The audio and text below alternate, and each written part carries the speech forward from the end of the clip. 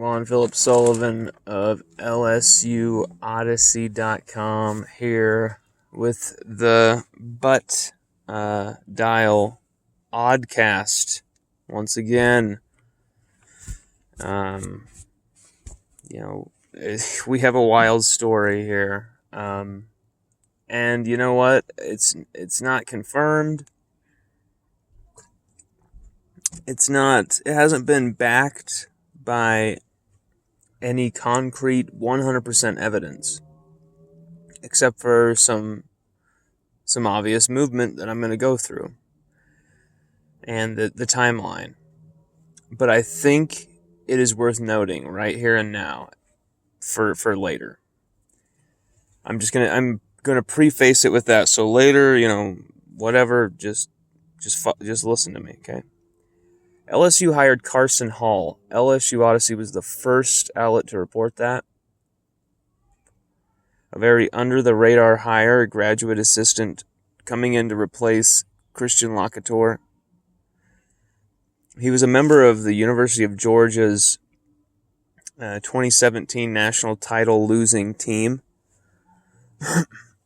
And he was kind of a background guy, a depth guy, a bench guy. He was a graduate assistant at Georgia up until LSU hired him as well. And, it didn't really seem like much. LSU brought him in, okay. Carson Hall interestingly followed LSUODYSSEY.com and was, he seemed to be very, hey, what's up, He seemed to be embracing LSU, but then we never heard anything from him. Not only meaning LSU Odyssey, I'm meaning any of us, and rarely saw anything of him. And now he's back at Georgia. He has left LSU's program. It at least according to his Twitter, which has suddenly changed from having LSU in the bio, LSU grad assistant. All that info is gone. Now it says Georgia football. It looks back to his old profile. That's an interesting change. And he was there for how long? Oh, I don't know, just the length of time it took to get Eric Gilbert academically eligible and then for Georgia to swoop in. So what I'm getting to here was Carson Hall a Georgia plant to keep tabs on what was going on with Eric Gilbert? Yeah, that's a plane in the sky. That's I'm doing this in the backyard. But seriously, was Carson Hall,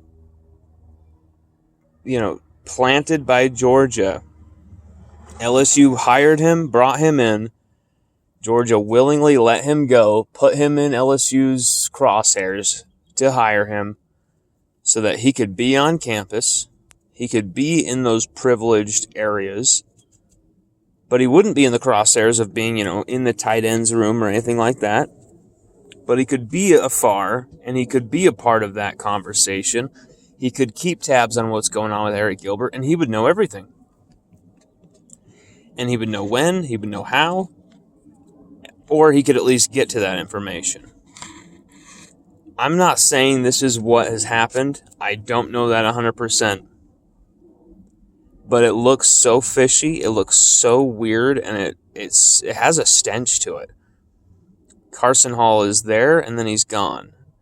Why was he removed from campus so quickly? Just because Georgia got Eric Gilbert? And Orgeron's like, just get out of my sight. I don't want anybody from Georgia on this team, on this staff. I don't think so.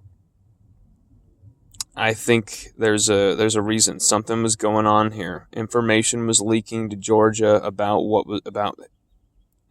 his eligibility, about the movement, about what was going on with Coach Orgeron and the recruiting. And that was when the Jimmy Sexton money and the McGill Society money came into play. And Georgia, they're snaky. I would not have put this past them whatsoever. Eric Gilbert means that much to that desperate of a program, that desperate of an offense. They haven't won a championship since 1980. All right. And that was in the poll era. Okay. So they've had 4 wide receivers drafted since 2016. LSU have had 8 and 2 tight ends. Okay, they're a lot more desperate. I feel like this reeks of something bizarre. Carson Hall was here, he was gone. The timeline matches the Eric Gilbert reunion tour. You can call me crazy, but look at Carson Hall's profile there on Twitter. Look at our LSU Odyssey reports. When Carson Hall first joined the team, look at the timeline.